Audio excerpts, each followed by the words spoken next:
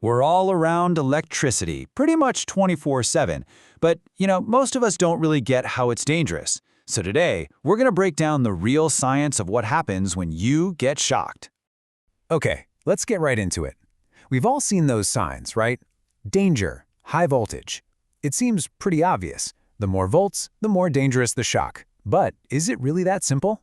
Well, the surprising answer? Nope. Not even close. In fact, thinking that high voltage is the big bad guy is one of the most common and, frankly, dangerous myths about electricity. The real story is way more fascinating, and knowing it could literally save your life. So let's just totally tear this myth apart, shall we? We're going to see why focusing only on voltage gives people a really false and kind of deadly sense of security. Just look at this. It's kind of crazy when you see it side by side. A taser can zap you with a whopping 50,000 volts, but it's specifically designed not to be lethal. Meanwhile, your plain old wall outlet, it's got a tiny 120 volts, but yeah, it can absolutely kill you. This right here is all the proof you need that voltage is not the main story. So here it is, the key to this whole thing. It's not the electrical pressure, that's the volts, that's the real threat. It's the electrical flow, which we measure in amps. That is what makes a shock deadly.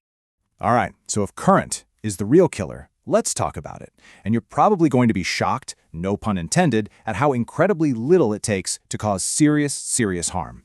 At just 1 single milliamp, that's 1,000th of an amp, you can just start to feel it. It's not much more than a faint little tingle on your skin.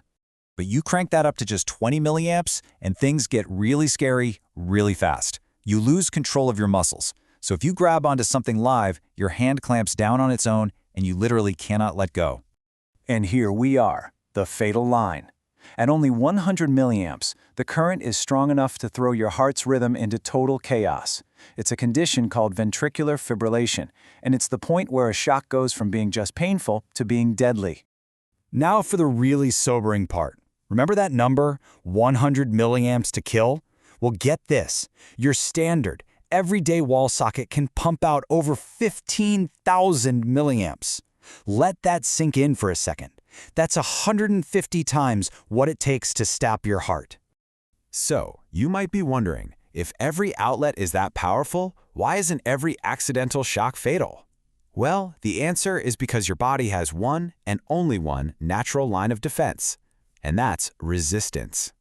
We measure resistance in a unit called the ohm, but an easy way to think of it is just as your body's personal armor or insulation. The more resistance you have, the harder it is for that dangerous current to flow through you. And most of that armor comes from your skin. As you can see here, when your skin is dry, it has a pretty high resistance, maybe 100,000 ohms. That's some decent protection. But get your skin wet, and man, that resistance just plummets all the way down to around 1,000 ohms. So here's the bottom line. Water basically demolishes your body's only shield. It makes you 100 times more conductive and 100 times more vulnerable to a fatal shock. This is exactly why you always hear warnings about electricity and water, like in kitchens and bathrooms. Okay, but there's one last crucial piece to this puzzle. It's not just about how much current gets through you. The path it takes through your body is, quite literally, a matter of life and death. So the absolute worst-case scenario? Hand to hand. Why? Because that path goes straight across your chest, right through your heart and your lungs. A path from your hand to your foot is also extremely dangerous.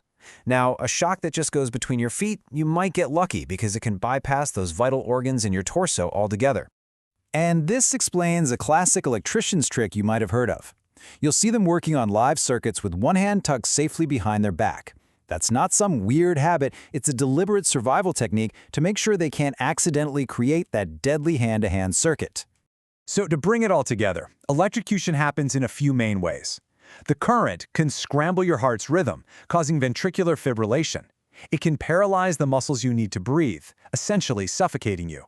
And it can generate so much heat that it causes horrific burns from the inside out.